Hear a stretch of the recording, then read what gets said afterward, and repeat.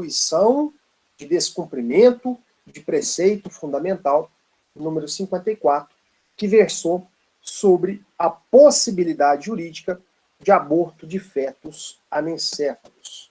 Bom, uma revisão aqui rápida. O artigo 5º da Constituição Federal assegura o direito à vida e o Código Penal, nos artigos 124 a 126, criminaliza a prática do aborto, né, de formas diferentes e com penas diferentes. A exemplo, o 124, ele pune o aborto provocado pela gestante ou o aborto provocado, com o seu consentimento. Então, quando ela, né, pratica o autoaborto ou consente que outra pessoa provoque nela o aborto. A punição está lá no 124. O aborto provocado por terceira pessoa. Olha, a gestante não quer abortar e ela é agredida e o agressor, com a intenção de fazer com que ela aborte ou assumindo o risco de que com essa agressão ela sofra um aborto, vai responder pelo artigo 125 com uma pena bem mais alta, a pena de 3 a 10 anos. E o 126 pune aquele que praticou o aborto na gestante com o consentimento dela. Por exemplo, o médico numa clínica clandestina que é contratado para poder realizar o aborto. Ele vai responder, o médico responde pelo artigo 126 e a gestante responde pelo artigo 124 do Código Penal. O 128 estabelece 2 hipóteses em que a gestante não será punida criminalmente pelo aborto. Embora ela se submeta ao aborto, esse aborto não será considerado crime, que são as hipóteses do inciso 1, quando não há outro meio de salvar a vida da gestante, e o inciso 2, quando a gravidez resulta de estupro. Então, olha, a situação nossa, antes da ADPF 54, era de que o aborto, em regra, é crime, mas ele não será punido criminalmente se ele for praticado por um médico e esse aborto for a única forma de salvar a vida da gestante. Então, nesse conflito entre 2 vidas, vida do feto e vida da gestante, a lei, né, o Código Penal, preferiu salvar a vida da gestante em detrimento da vida do feto. Então, se existe aí um conflito entre essas 2 vidas e é possível salvar só uma delas, o Código, na minha opinião, acertadamente optou pela vida da gestante. O inciso 2 traz um outro conflito, né, que se essa gestante foi vítima de estupro, né, a gravidez é proveniente desse estupro, ela tem a opção de praticar o aborto. Lembrando sempre que o artigo 128, aliás, no inciso 1 e 2, dá à gestante a prerrogativa da prática do aborto. Não obriga ninguém a abortar. Olha só, gestante, se acontecer uma dessas 2 hipóteses, aí você está autorizado a abortar. E a discussão jurídica começou em relação a uma terceira hipótese, que era o aborto de fetos anencéfalos, que são fetos que possuem o diagnóstico de uma má formação cerebral, e por conta dessa má formação cerebral, o recém-nascido não teria um desenvolvimento pleno. Rapidamente, ele faleceria, né? Então tem vários casos na medicina de nascimento de feto anencéfalo e morte poucos minutos depois, né? Morte poucos dias depois. Então, na grande maioria dos casos, o que ocorre quando há um diagnóstico de feto anencéfalo é a morte logo após o nascimento, né? Isso é o que acontece na grande maioria dos casos. E aí houve essa discussão proposta perante o Supremo Tribunal Federal, nesse processo numerado de número 54, numerado como ADPF 54, em que se discutiu: é possível a realização do aborto de feto anencéfalo? É constitucionalmente possível? E aí volto a falar com vocês que a Constituição, embora proteja o direito à vida, ela não fala a partir de qual momento. O que a Constituição fala? É inviolável o direito à vida. Mas é a partir da concepção, É a partir do nascimento com vida, é a partir da nidação, é a partir de qual momento? A Constituição protege o direito à vida a partir de qual momento? A Constituição não fala. Ela não fala. E aí o Supremo Tribunal Federal, quando do julgamento da ADI 3510, ele disse o seguinte: a Constituição protege a vida, mas é a vida intrauterina, ou seja, a Constituição protege o embrião humano que está dentro do organismo materno. Aquele embrião humano que encontra-se congelado lá no freezer do laboratório, ele não tem proteção jurídica. Ele não tem proteção jurídico-constitucional. Então, aquele embrião que está congelado lá dentro do freezer do laboratório, ou seja, ele está no ambiente extrauterino, fora do útero materno, esse embrião não tem proteção jurídica. Esse embrião pode ser sacrificado legitimamente para ser utilizado numa pesquisa científica. Esse foi o posicionamento do Supremo Tribunal Federal. E o ministro relator até chegou a mencionar no seu voto que o embrião no freezer do laboratório, se permanecer congelado, nunca se tornará uma pessoa. Ao passo que esse embrião colocado no útero feminino, ele vai se desenvolver, vai se transformar num feto e pode se transformar numa pessoa carecedora, então, dos direitos e garantias fundamentais previstos na Constituição Federal. Esse foi o posicionamento, a argumentação jurídica utilizada lá na ADI 3510. Na DPF 54, o argumento utilizado, né, o fundamento utilizado na ADI 3510, com as células tronco embrionárias, não teve como ser aproveitado, porque olha só, né, quem defendia a impossibilidade ou a inconstitucionalidade da realização do aborto de feto anencéfalo tinha esse fundamento, né, tinha esse precedente na ADI 3510. Olha, se o STF disse que a Constituição protege o embrião intrauterino, ou seja, se o STF disse que a Constituição Federal de 88 ela protege o embrião que está dentro do organismo materno, logo é inconstitucional a realização de aborto de feto anencéfalo. Por quê? O feto anencéfalo está dentro do organismo feminino. É uma vida intrauterina. Então, se é vida intrauterina, diferentemente do embrião que está congelado lá no freezer do laboratório, merece proteção jurídica. Mas o STF disse que, além da proteção do direito à vida ter que estar dentro do organismo feminino, né, além da proteção do embrião intrauterino, é necessário e a Constituição protege a vida viável. Então se estabeleceu esse termo, se estabeleceu esse fundamento, que a Constituição visa proteger a vida humana viável. Se o diagnóstico de anencefalia inviabiliza o desenvolvimento pleno dessa vida humana de forma extrauterina, então os fetos anencéfalos não gozam da proteção do direito à vida previsto na Constituição Federal. Também foi uma decisão não unânime, também foi uma decisão por maioria.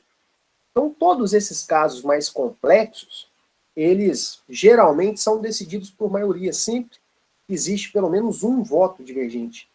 Em alguns casos, a decisão ela é tomada por 5 votos a 4. A exemplo, se a gente conseguir, durante esse semestre, esgotar toda a parte teórica, eu quero trabalhar com vocês a decisão da prisão em segunda instância. E é um caso, né, embora cada um de nós tenha uma opinião pessoal, ainda que jurídica ou extrajurídica, sobre o assunto, é um caso fantástico, porque existia um posicionamento, existia uma jurisprudência sedimentada do Supremo Tribunal Federal, que foi modificada e que, posteriormente, por 6 votos a 5, né, melhor dizendo, porque 5-4, 6 votos a 5, foi alterada. Um ministro. Né, a decisão, se um ministro tivesse mudado de opinião, ele teria alterado o resultado final da decisão. Então, por 6 votos a 5, os ministros do STF disseram, olha, agora, se a pessoa for condenada em segunda instância, e assim, sem querer entrar em detalhes nessa decisão, mas só para vocês compreenderem do que eu estou falando, né, o que significa, por que se discute tudo, tanto a prisão em segunda instância. Vamos lá. Ó, o processo criminal, vamos imaginar que o sujeito tenha praticado um crime de homicídio aqui na comarca de Divinópolis. Ele vai ser julgado aqui na vara criminal, na Justiça Estadual aqui de Divinópolis, vai ser levado ao tribunal do júri, etc. Tal, vai ser julgado aqui no Fórum de Divinópolis, que é um órgão do Poder Judiciário de primeira instância. Então vamos imaginar que ele foi julgado e condenado a uma pena de 25 anos de reclusão. Mas ele não foi preso em flagrante delito, ele responde ao processo todo em liberdade, não foi preso em flagrante delito. O juiz proferiu a decisão condenando, mas ele tem direito a recurso. E ele vai aguardar o julgamento desse recurso em liberdade. Por quê? Uma vez que foi decidido aqui, no Fórum de Divinópolis, ele tem direito a recorrer ao Tribunal de Justiça, cuja sede é Belo Horizonte, que é considerado o órgão de segunda instância. E aí, o Tribunal de Justiça, ao julgar o recurso contra a sentença proferida pelo juiz da comarca de Divinópolis, o Tribunal de Justiça confirma os 25 anos. Mas não acabaram ainda as possibilidades de recurso. Ele vai poder recorrer para o Superior Tribunal de Justiça e vai poder recorrer ao Supremo Tribunal Federal. Esses dois tribunais têm sede em Brasília, que também são tribunais de segunda instância. Não posso falar que o STJ é terceira instância e o STF quarta instância, não. Esse recurso, tudo que tiver daqui para lá, é órgão de segunda instância. Certo? O detalhe é o seguinte, com a decisão aqui, proferida pelo Tribunal de Justiça de Belo Horizonte, o Tribunal de Justiça do Estado de Minas Gerais, a decisão ainda não se tornou definitiva. Ela será julgada. Poderá ser julgada pelo Superior Tribunal de Justiça e poderá ser julgada pelo Supremo Tribunal Federal. A discussão é, aqui foi condenado, aqui confirmou a condenação, ele já tem que ir preso para cumprir os 25 anos de cadeia. A discussão, então, girava em torno disso. Decidiu aqui, já tem que ir preso ou tem que esperar o julgamento desse recurso e depois desse, para que, não havendo mais possibilidade de recurso, então, ele pudesse ser preso. A decisão é interessante, gente, porque por 6 votos a 5, os ministros do STF mudaram o posicionamento da jurisprudência do próprio Supremo e disseram, olha, julgou em segunda instância pela primeira vez, julgou no Tribunal de Justiça, já tem que ir preso, já tem que começar a cumprir a pena. E aí depois, o STF foi chamado a novamente julgar a questão. E o STF mudou de opinião, porque um dos ministros que tinha votado a favor da chamada execução provisória da pena, né, o que é essa execução provisória da pena? Julgou aqui, condenou, já vai para a cadeia cumprir a pena. Não tem que esperar julgar esse recurso e nem esse. O problema é que um dos ministros que tinha votado a favor desse entendimento, ao ser chamado novamente a enfrentar essa decisão, mudou de opinião. E aí você tinha 6 a 5 a favor da execução provisória da pena, como um dos ministros mudou de opinião, um deles apenas mudou de opinião, a questão passou a outra decisão divergente. Então, hoje, o que vigora no Supremo Tribunal Federal? Ó, se o sujeito foi condenado aqui 25 anos de cadeia pelo Tribunal do Júri, fez recurso, aqui confirmou a decisão, não pode mandar ele para a prisão ainda não. Tem que aguardar o julgamento do recurso pelo STJ e aguardar o julgamento do recurso pelo STF. Depois que transitar em julgado essa decisão, o que é o trânsito em julgado? A decisão se tornar definitiva, seja porque ele não recorreu, seja porque não existe mais possibilidade de recurso. Aí sim, ele vai começar a cumprir essa pena. Certo? Então, esses casos que envolvem o conflito de direitos fundamentais, que são chamados hard cases, geralmente as decisões não são unânimes. Não se consegue uma unanimidade dentro do Supremo Tribunal Federal. E aí foi o que aconteceu no julgamento da DPF 54. Decisão por maioria, os ministros do STF decidiram que é constitucional, não viola a Constituição, o aborto de feto anencefalo. Então o STF disse que a vida humana protegida pela Constituição, lá na DI 3510, tem que ser a vida intrauterina. Então o feto goza de proteção jurídica. O feto tem direito à vida, desde que a vida dele não coloque em risco a vida da gestante. Desde que a vida dele não tenha surgido a partir de um estupro. Desde que, aí vem o fundamento da DPF 54, desde que a vida dele seja uma vida humana viável. E aí, gente, tem um voto que eu acho fantástico, que é o voto do ministro Ricardo Lewandowski, que se posicionou pela inconstitucionalidade do aborto de fetos anencéfalos.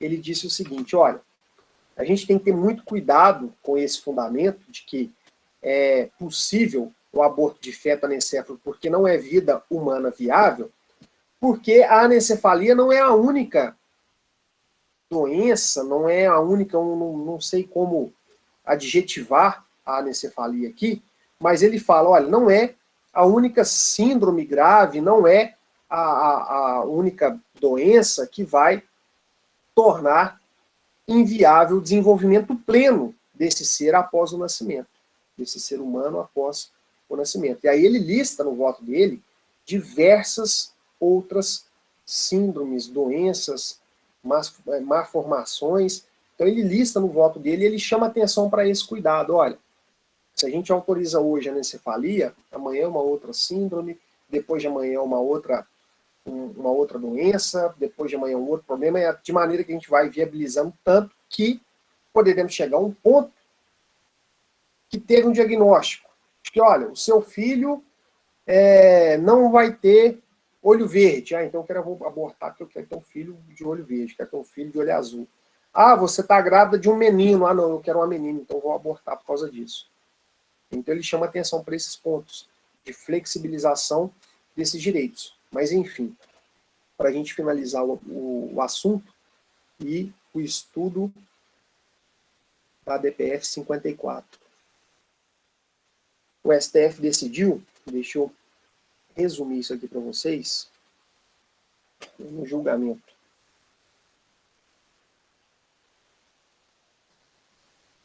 No julgamento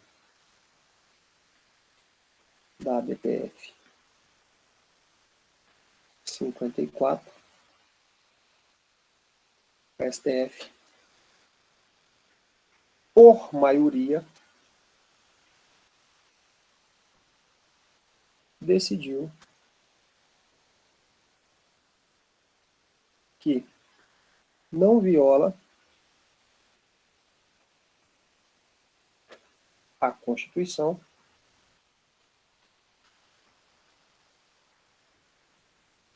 o aborto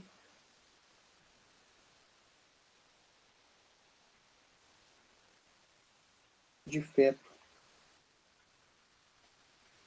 anencéfalo.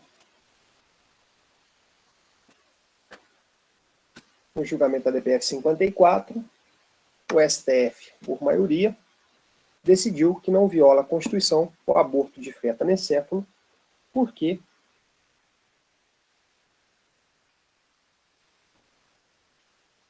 a proteção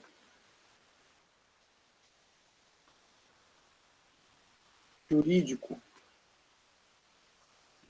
constitucional prevista no artigo 5º caput da Constituição é a vida humana viável. E esse é o termo utilizado na decisão do STF. Vida humana viável. O STF, então, considerou que o feto com diagnóstico de anencefalia é vida humana inviável. Certo? Então, esse é o resumo do fundamento do julgamento da DPF 54, da arguição de descumprimento de preceito fundamental número 54, em que o Supremo Tribunal Federal decidiu pela possibilidade jurídico-constitucional do aborto de feto anencefalo.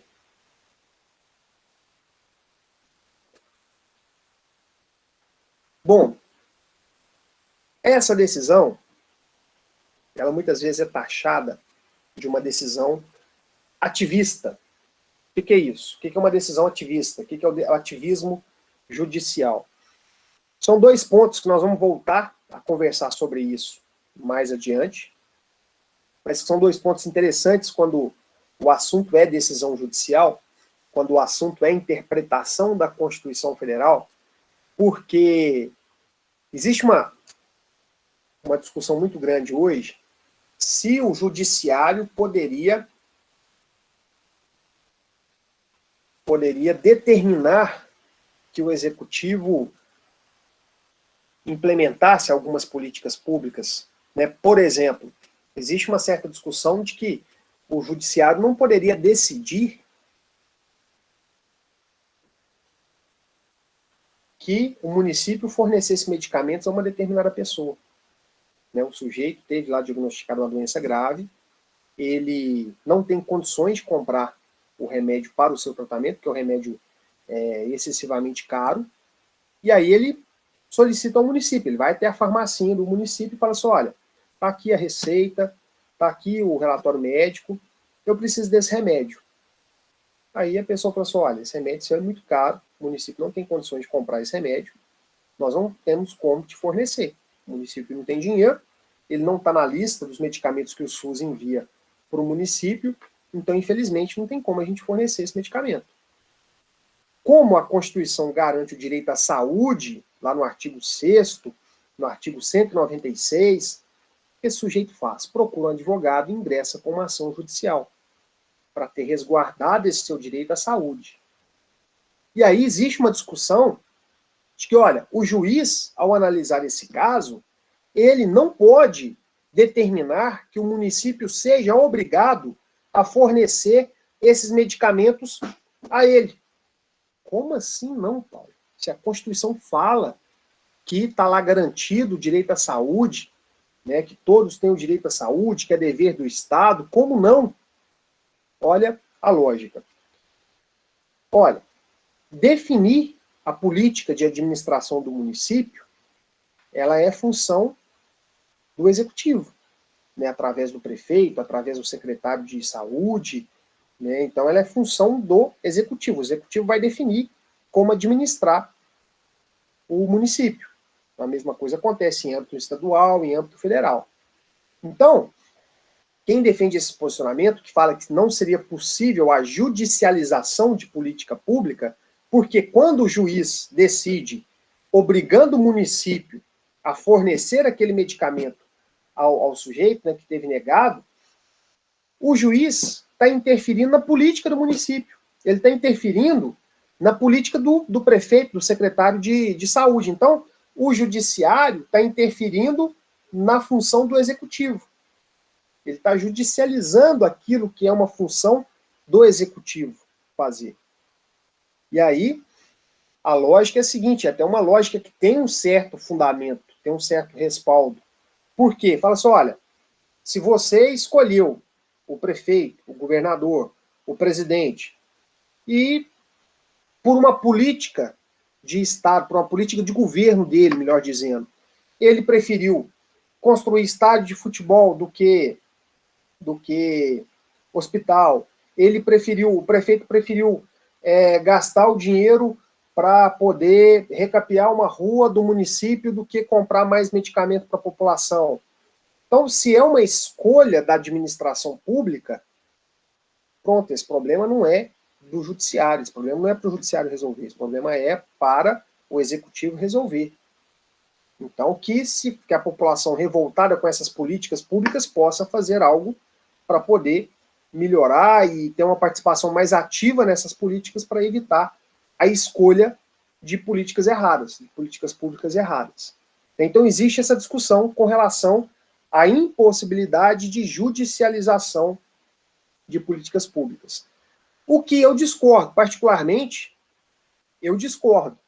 Olha, se está previsto na Constituição Federal o direito fundamental, e se esse direito fundamental foi desrespeitado pelo município, pelo Estado, pelo Distrito Federal, pela União, por qualquer que seja, por qualquer órgão da administração pública, por qualquer particular, por quem quer que seja, eu tenho que provocar o Poder Judiciário, porque a própria Constituição fala que a lei não afastará da apreciação do Poder Judiciário lesão ou ameaça a direito.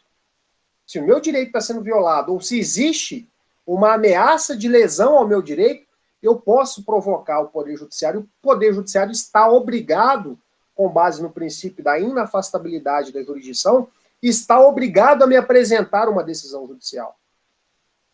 Ainda que desfavorável, mas o juiz tem que decidir o caso que eu apresentar para ele. E se existe essa previsão constitucional desse direito, esse direito tem que ser implementado. E isso não significa violação da política pública do município. Não, pelo contrário. O judiciário está ali fazendo com que a Constituição Federal possa realmente ter efetividade, possa acontecer no mundo dos fatos. Agora, existe algo que é pior, que vai além da judicialização dessas políticas públicas, que é o ativismo judicial. Aí sim, o ativismo judicial é algo que precisa ser combatido, que precisa ser evitado. E uma das críticas que se faz a essa decisão da DPF 54 é que foi uma decisão com ativismo judicial. Por quê? A gente tem 3 hipóteses no artigo 128. E se o artigo 28 faz parte do Código Penal, faz parte de uma lei, esse artigo 28 só pode ser alterado por outra lei. E quem produz a lei é o Poder Legislativo. E aí o que o Supremo fez com a DPF 58? Ele veio aqui, falou assim, olha, não se pune o aborto praticado por médico se houver o diagnóstico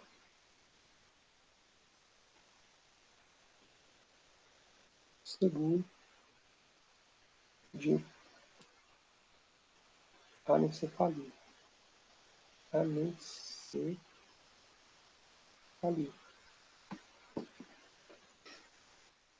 Então, o que o STF fez com essa decisão? Legislou. Criou uma terceira hipótese, não prevista na lei, em que é possível o aborto.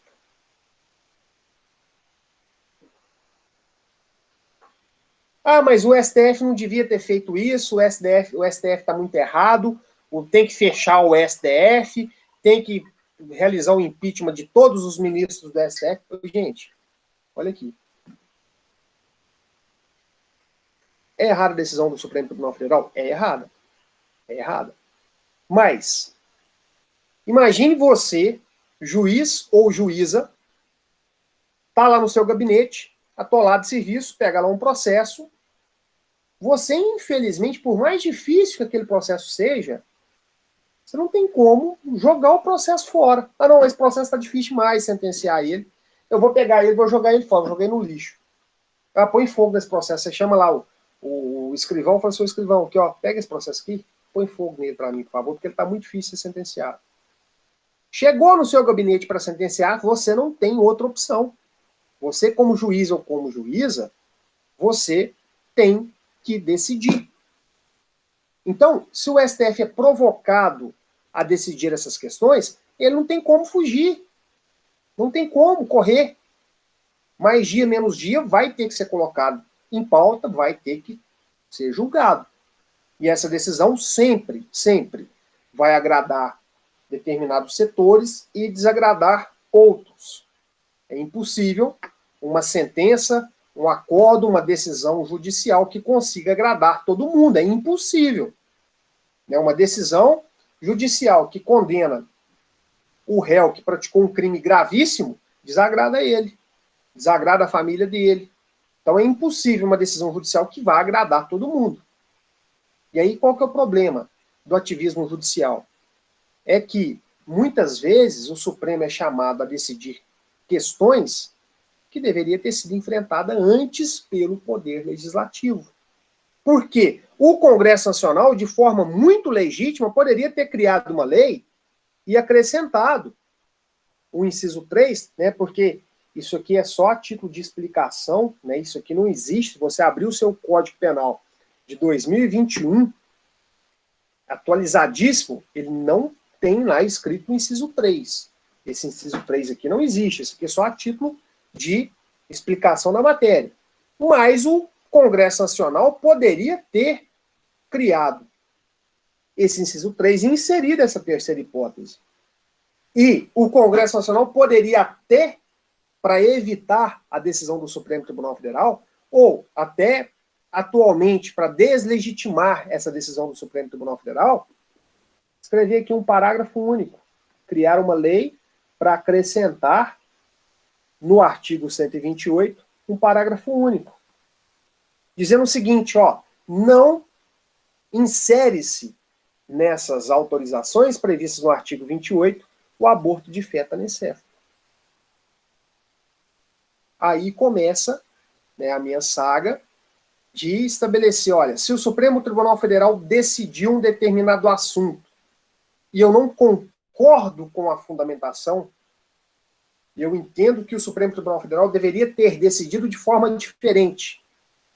Quais são as saídas? Quais as possibilidades que a gente tem? Ou o Supremo Tribunal Federal decidiu e está decidido para sempre? Não.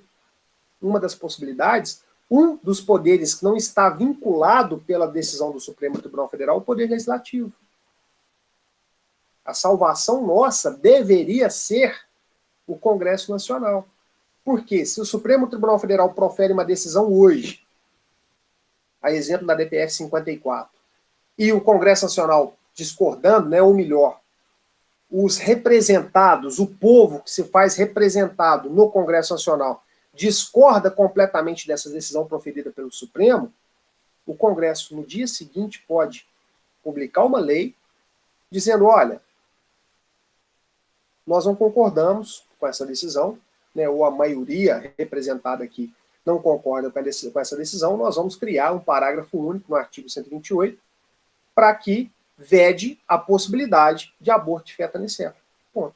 Desde que essa lei não tenha um conteúdo inconstitucional, né, porque também o legislativo não é um superpoder, porque senão o legislativo poderia a qualquer momento e à torta e à direito criar leis inconstitucionais, se ele não tivesse nenhum filtro.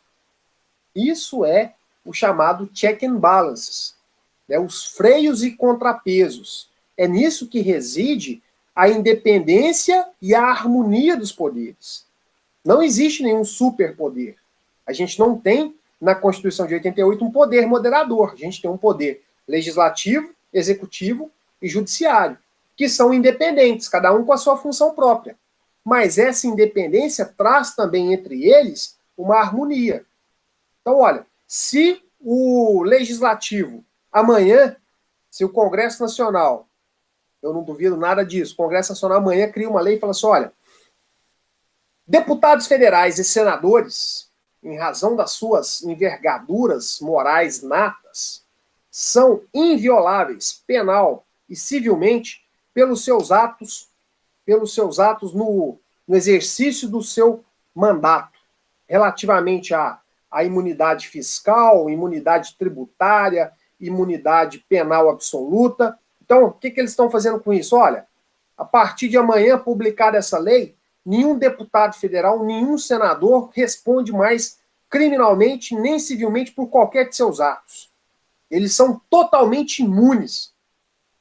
Eles podem fazer isso? Até podem. Eles até podem fazer uma lei com esse conteúdo.